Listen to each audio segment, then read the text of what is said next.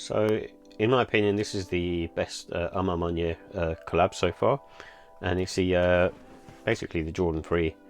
And this one I was really wanting. It's probably the one sneaker that I think out of a lot of the collabs I'd probably keep over some of the others that I have. And it's just because of the fact that it's very sort of neutral in terms of its colorway, so it makes it sort of easier to wear. And when these first came out, this is when the aged effect was starting to take a hold of the sneaker world. And this one, you know, obviously has got a sailed out midsole, and then also the aged heel tab on the back being sailed out as well, and then the eyelets as well.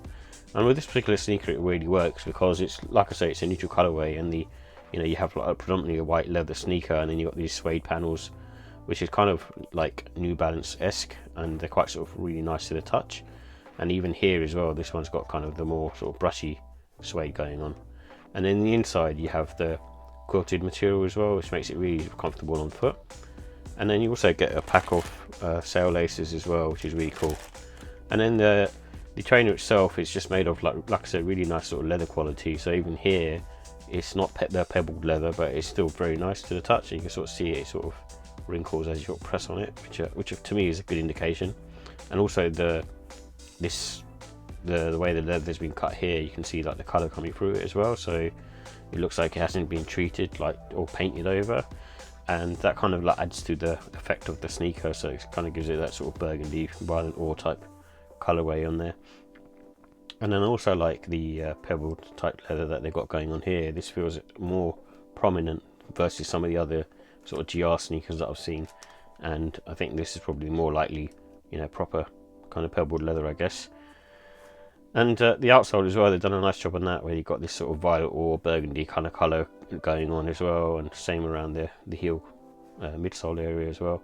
And overall it's just a really clean shoe, and the messaging that's on there as well is really nice. You have to get comfortable walking alone, and the other one I think has something different on there, I can't remember, or maybe it's Michael Jordan's signature. All we have is each other, so you know, you get two different types of messaging on there, which is nice. And also like the very OG Nike Air tag, and this hang tag is the same as what you would get in the 80s, because I still have my original one from the Jordan 4s that I bought way back when. And like I say, it's just a very cool sneaker, and I just really love them. And I think this, like I say, out of all the collabs that I have, this is probably one of the ones that I would definitely keep in the, you know, as far as it goes. And I'm not really that much into too many sort of hype collab sneakers, but this one's, I think, a really nice one.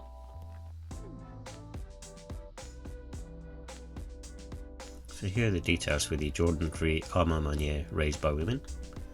It has a white, violet ore and medium grey colourway, and this has a EVA sole with an airbag unit in the heel and also in the forefoot, and it's made up of all leather materials, and the price was £200. So with the comfort and sizing, I feel like Jordan 3 is one of the most comfortable Jordan silhouettes, and I would say, even though they feel a bit firm, I still think they're on the medium side, because you can really sort of feel the air units in there as well. And I would say they have a really good support around the arch as well, because of the contoured shape that it has for your foot. And your heel does sit slightly elevated, so you can get sort of a little bit of fatiguing over time because of like the air unit being in there. And I would say with this particular pair, you probably need about 2 to 5 hours for the leather to soften. Usually with Jordan 3s, I have a sort of nicer leather on there anyway, which is more soft and pliable. And I would recommend going half size down in Jordan 3s in general. I tend to go true to size because I have a wide foot, but I think you could easily go half size down because there's quite a lot of room in this particular trainer. And these also have really good grip. They has a similar sort of fingerprint style radial pattern, and it's just really nice on foot because it's quite sort of flat footed as well, so it stays stable.